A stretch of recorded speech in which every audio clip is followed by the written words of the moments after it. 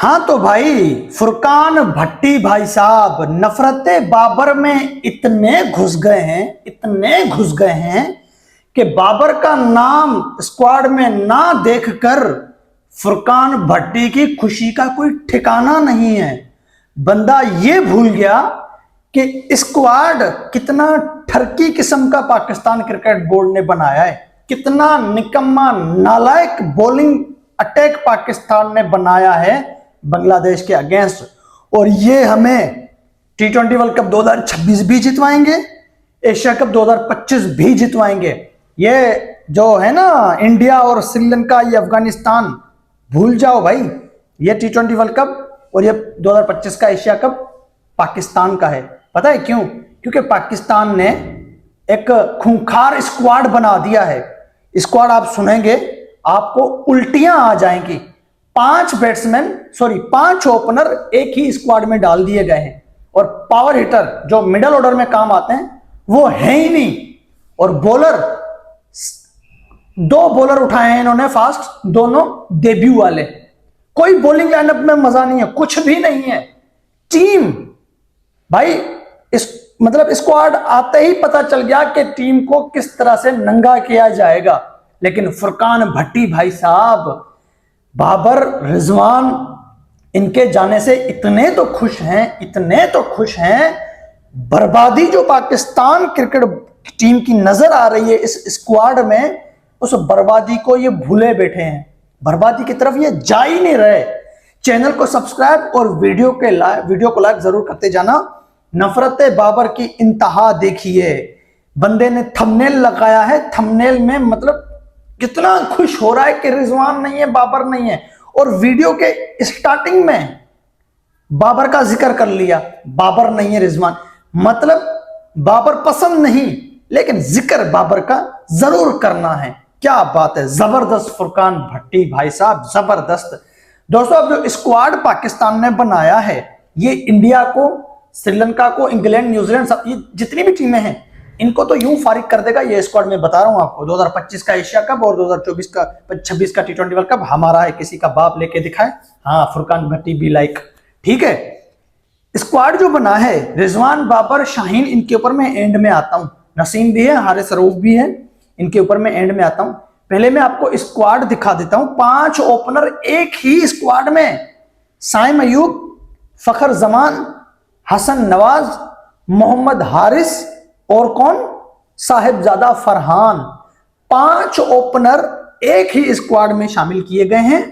जबकि सलमान अली आगा चलो कप्तान है, चौथे नंबर के प्लेयर हैं वो। बाकी मिडिल ऑर्डर में हुसैन तलत को बनाया गया है, हुसैन तलत को बुलाया गया है। और हुसैन तलत का स्ट्राइक रेट क्या है? 118 का। कितनी शर्म की बात है यार। सब कुछ है, शर्म नहीं है और कुछ भी नहीं है। 129 का स्ट्राइक रेट बाबर का, बाबर टीम पे बोझ है। 122 का स्ट्राइक रेट रिजवान का, रिजवान टीम पे बोझ है। वो दोनों ऊपर खेलते हैं।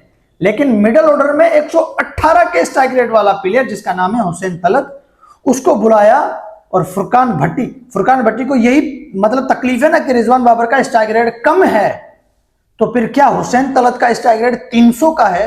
118 के स्ट्राइक रेट वाले खिलाड़ी को रखा गया है, जबकि वो 2016-17 से पाकिस्तान टीम का हिस्सा है। ठीक है, PSL भी खेल रहा है, पाकिस्तान के लिए भी खेल रहा है। आए दिन उसको PSL से, पाकिस्तान से ड्रॉप कर दिया जाता है क्योंकि वो किसी काम का नहीं है। हाँ, मिडिल ऑर्डर में हुसैन तलत, दूसरा खुशदिल शाह सही है, ठीक है। हुसैन तलत को रखा गया है। खुशदिल शाह अब हर मैच खेलेगा। कहने की बात यह है, इरफान खान नियाजी जिसने साउथ अफ्रीका में पावर हिटिंग का मुजाहरा किया था, ठीक है, जिसमें साइम अयूब के T20 का 100 जाया हो गया था, वो अब्बास आफरीदी और जो है कि इस इरफान खान नियाजी की पावर हिटिंग के बदौलत साइम अयूब की सेंचुरी रह गई थी। फिर PSL में इरफान खान नियाजी ने शाहीन शाह आफरीदी का भरकस बनाते हुए विराट कोहली वाली पारी खेल दिखाई थी, जिसे विराट कोहली ने 2022 में पाकिस्तान के खिलाफ 18 बॉल पे 48 रन चेस करवाए थे ना, ऐसे ही 18 बॉल पे 49 रन चाहिए थे कराची किंग को लाहौर के खिलाफ। एक ही ओवर में 20-25 रन ठोक दिए थे शाहीन शाह आफरीदी को इरफान खान नियाजी ने। पीएसएल में इरफान खान नियाजी ने क्या जबरदस्त परफॉर्म दिखाई है। वो इरफान खान नियाजी टीम से ड्रॉप हो गए। अब्दुल समद क्रिस गेल हैं पाकिस्तान के, आपने अब्दुल समद को देखा नहीं है। डोमेस्टिक में अब्दुल समद के जो छक्के आप लोग देखोगे ना, उस अब्दुल समद को पीएसएल में भी नजरअंदाज किया गया। पीएसएल में उसको मैचेस नहीं दिए गए। उसको एक सीरीज न्यूजीलैंड में सिलेक्ट किया। न्यूजीलैंड में हुसैन और जो कि मोहम्मद हारिस, हसन नवाज और जो है कि ये अब्दुल समद, तीनों खिलाड़ी सिर्फ एक एक इनिंग में परफॉर्म कर पाए थे। मोहम्मद हारिस 42 रन, जो कि ये हसन नवाज सेंचुरी, और ये अब्दुल समद इसने भी 42-45 रन किए थे। जबरदस्त रन किए थे, जहां पे 50 से पहले 5-6 खिलाड़ी पाकिस्तान के आउट हो गए थे। अब्दुल समद ने वहां पर आकर 42 रन किए थे। उस अब्दुल समद को पिछली सीरीज में भी ड्रॉप कर दिया गया था बांग्लादेश की, इस सीरीज में भी ड्रॉप कर दिया गया है। ये पाकिस्तान क्रिकेट बोर्ड करता ही ऐसे है। दूसरे क्रिकेट बोर्ड क्या करते हैं, 3-3, 4-4, 5-5 कंटिन्यू देते हैं सीरीज खेलने खिलाड़ियों को, कुर्सी पे नहीं बिठाते, कंटिन्यू खिलाते हैं। भाई ये इसकी सीरीज है, कंटिन्यू खिलाओ। अगर ये बन गया हीरो तो इसको बना देंगे हम जो है कि सुपरस्टार, अगर ये बन गया जीरो तो इसको हम डोमेस्टिक में भेज देंगे। लेकिन पाकिस्तान क्रिकेट बोर्ड क्या करता है, एक सीरीज में सिलेक्ट करते हैं, 3-2 मैचेस में कुर्सी पे बिठा के एक या 2 मैचेस में जो कि मौका देते हैं। वो 1-2 मैच में कुछ नहीं करता, उसको लात मार के बाहर कर देते हैं।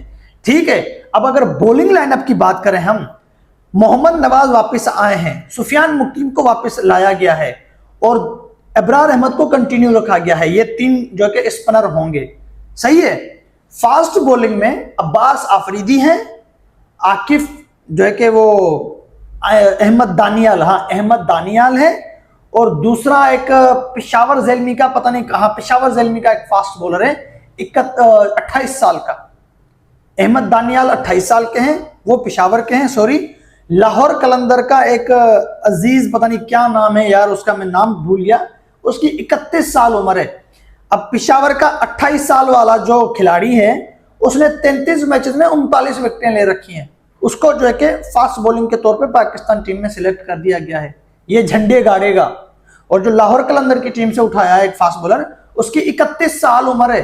अब यहां पे भी गिफलत, एक खिलाड़ी 28 साल की उम्र में डेब्यू करेगा, दूसरा खिलाड़ी 31 साल की उम्र में डेब्यू करेगा। और अब्बास, कोई सीनियर बॉलर इन्होंने इनके साथ नहीं रखा।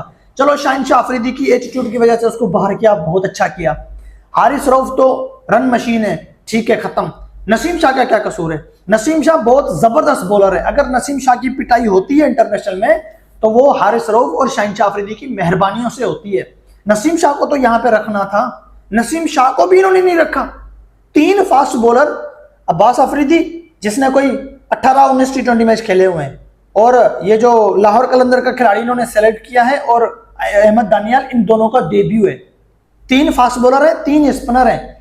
3 स्पिनर जो हैं वो तो खेल चुके हैं, लेकिन 3 फास्ट बॉलर जो हैं उनमें से 2 का डेब्यू है बांग्लादेश के खिलाफ।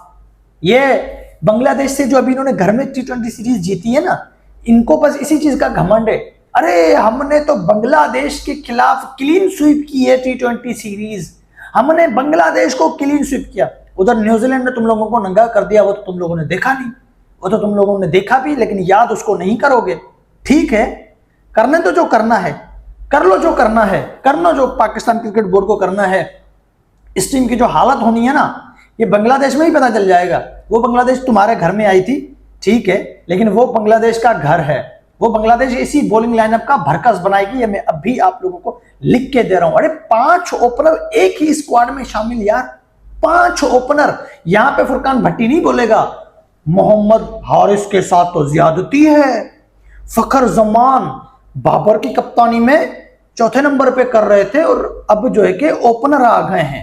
हाँ, ऐसी बातें ये नहीं करेगा। मोहम्मद हारिस और हसन नवाज ओपनिंग नहीं करेंगे, साइम अयूब और फखर जमान ओपनिंग करेंगे, लेकिन मोहम्मद हारिस और हसन नवाज बाबर के टाइम पे फुरकान भट्टी, अरे ये तो ज्यादती है न्यू टैलेंट के साथ, इनको ओपनर होना चाहिए। लेकिन रिजवान और बाबर के बाद वही हसन नवाज और हारिस 3-4 नंबर पे, 5वें नंबर पे बैटिंग करेंगे, लेकिन वहां पे ये फुरकान भट्टी जो है कि खामोश होगा, यूं खामोश होगा। बाकी रही बात बाबर और रिजवान की, ठीक है, रिजवान तो मैं हमेशा कहता हूं बहुत अच्छा हुआ T20 टीम से रिजवान को साइड कर दिया गया। रिजवान को शुरू में ही T20 से साइड कर देना था। अगर रिजवान ना होता ना T20 में तो बाबर आजम अभी तक T20 खेल रहा होता। बाबर आजम के साथ कोई अच्छे खिलाड़ी को होना चाहिए था। बाबर आजम खुद एक सेफ क्रिकेट खेलने वाले, सिचुएशन को देखकर खेलने वाले, मार धाड़ करने वाले नहीं है। और उसके साथ ओपनर किसको भेज दिया गया? रिजवान को, जो पिच पे खड़े होकर रिश्तेदारी कर रहे होते हैं, टुक टुक कर रहे होते हैं, जिसकी वजह से बाबर का बेड़ा गर्क हो जाता है। रात वाली वीडियो में मैंने आप लोगों को बताया था, बाबर आजम के 300 है ना T20 में, उन तीनों 100 के साथ रिजवान के भी रन है ओपनिंग पोजीशन पे, लेकिन बाबर आजम 100 बना लेता है, रिजवान 60-70 पे खड़ा होता है। 2 टारगेट पाकिस्तान ने चेस किए, जिसमें रिजवान बाबर ने जो कि दोनों 100 लगाए थे, उसमें दोनों में रिजवान भी नॉट आउट आया है, जाके देख लो आप। साउथ अफ्रीका के खिलाफ बाबर ने 100 लगाया, इंग्लैंड के खिलाफ बाबर ने 100 लगाया, और रिजवान दोनों में नॉट आउट आया। बाबर सेंचुरियां बना रहा है, रिजवान का स्कोर 70-80। अफ्रीका के खिलाफ बाबर ने 122 रन की रन चेस में बाबर आउट भी हो गया, लेकिन रिजवान भाई साहब 80 रन बना के नॉट आउट आया था, वो भी ओपनर था। इंग्लैंड के खिलाफ बाबर आजम ने 110 रन किए थे और रिजवान भाई साहब ने कोई 70-80 रन किए थे। हाँ, और पाकिस्तान ने वो मैच जीता था। रिजवान हमेशा स्लो खेलता है, बाबर आजम बराबर में सेंचुरी लगा रहा है और रिजवान भाई साहब स्लो ही खेल रहा है। इंडिया के खिलाफ जो 152 का टारगेट चेस किया था, उसमें भी बाबर के रन ज्यादा है, रिजवान के रन कम है। हमेशा रिजवान ने बाबर की सपोर्ट पे ही जो कि T20 में अच्छे रन किए हैं, और जब बाबर जल्दी आउट हो जाए तो फिर रिजवान गंद करने लग जाते हैं। 2022 का T20 वर्ल्ड कप याद है? फाइनल में श्रीलंका के खिलाफ क्या किया? 52 बॉल खेल के उतने ही रन बना के आ गया। इंडिया के खिलाफ पहले मैच में 40+ बॉल खेलकर उतने ही रन किए, फिर इंडिया के खिलाफ दूसरे मैच में 52 बॉल पे कोई 72 रन किए थे, फिर वो आसिफ अली ने आके मैच जितवाया था। हैं, ऐसे बहुत सारे मैचेस हैं जो बाबर आउट हो गया, रिजवान टुक टुक टुक करके 18-17 ओवर में आउट हो गए, टीम का बेड़ा गर्क करे चले जाते हैं।